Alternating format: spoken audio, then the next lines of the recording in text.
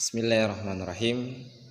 Assalamualaikum warahmatullahi wabarakatuh.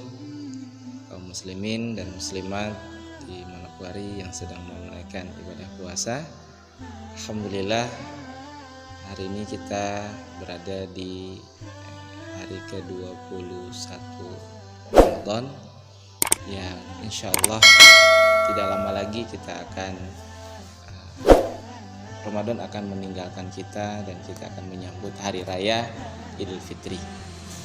Nah, melihat kondisi perkembangan penyebaran COVID-19 di negara kita masih terus berkembang dan beberapa daerah juga ada yang sudah keluar fatwa MUI-nya atau dalam fatwa MUI pusat untuk kita akan melaksanakan sholat Idul Fitri di rumah kita masing-masing. Nah, mungkin ada yang masih bingung bagaimana tata cara pelaksanaan sholat sunnah Idul Fitri. Insya Allah akan kita jelaskan tata caranya. Namun sebelumnya patut kita ketahui bersama bahwa hukum sholat sunnah Idul Fitri adalah sunnah ya, hukumnya sunnah, boleh dikerjakan berjamaah dan jika tidak memungkinkan juga boleh dikerjakan sendirian.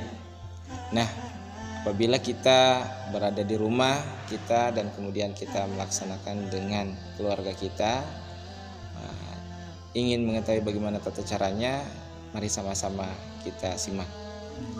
Yang pertama yaitu sebelum sholat sunnah Idul Fitri, kita disunnahkan untuk memperbanyak takbir, tasbih, tahmid, dan tahlil untuk memuji Allah Subhanahu wa ta'ala. Nah, yang kedua, sholat akan dimulai dengan menyeru as-shalatul jami'ah. Jadi tidak ada azan, tidak ada iqamah. Nanti kalau mau melaksanakan sholat, salah seorang mengucapkan as-shalatu jami'ah. Kemudian yang ketiga, niat sholat Idul Fitri. Niatnya tetap dalam hati, yang jika dilafazkan ya, usolli sunnata li'idil fitri raq'ataini ma'muman atau imaman lillahi ta'ala.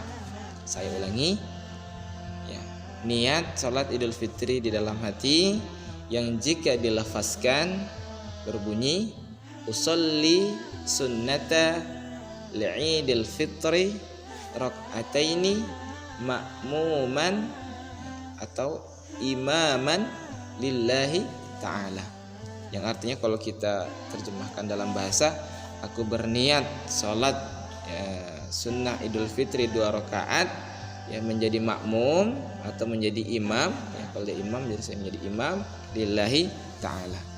Kemudian yang keempat, setelah berniat kita mengucapkan takbiratul ihram, Allahu Akbar. Nah, ini sambil mengangkat kedua tangan. Nah, yang berikutnya yang kelima, setelah takbiratul ihram ada takbir zawaid ya, yaitu kita membaca takbir sebanyak 7 kali. Allahu Akbar ya, sebanyak 7 kali tambahan. Nah, di sela-sela takbir zawaid, antara takbir yang satu dengan takbir yang berikutnya, kita membaca subhanallah walhamdulillah wa la ilaha illallah wallahu akbar. Jadi ketika kita takbir tambahan 7 kali, Allahu Akbar, subhanallah walhamdulillah wa la ilaha illallah wallahu akbar.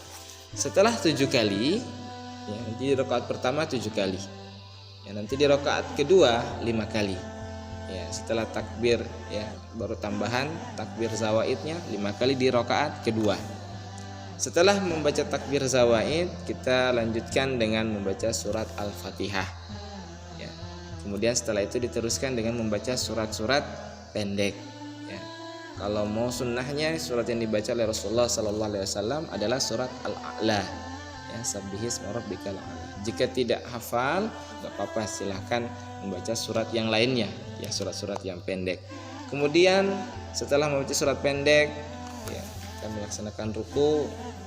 Setelah ruku i'tidal, sujud, dilanjutkan dengan seterusnya sampai rakaat kedua.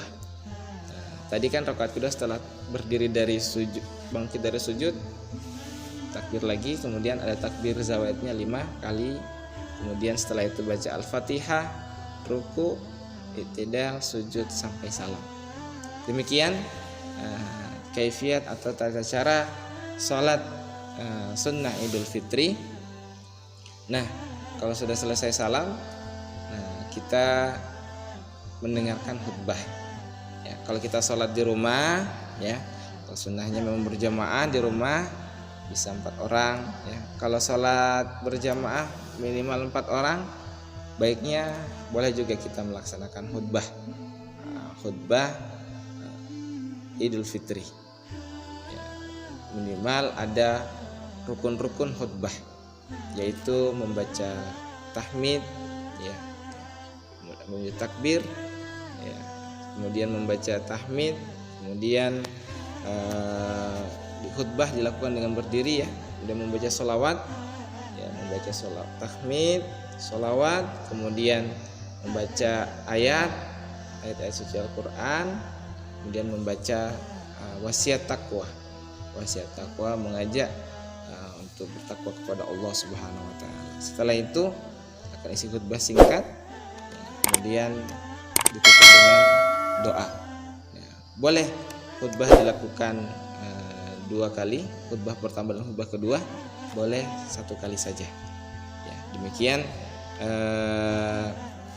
kaifiat tata cara pelaksanaan sholat Idul Fitri di rumah. Ya, kemudian pelaksanaan khutbah juga. Kalaupun kita sholat sendirian tidak mengapa, karena hukum khutbah juga sunnah. Jika tidak ada yang khutbah, nggak apa-apa. Setelah sholat Idul Fitri tanpa khutbah nggak masalah. Demikian penyampaian, mudah-mudahan bermanfaat dan bisa kita laksanakan di rumah. Insya Allah, semoga Allah menerima amal ibadah kita, terutama ibadah puasa kita. Amin ya rabbal alamin. Assalamualaikum warahmatullahi wabarakatuh.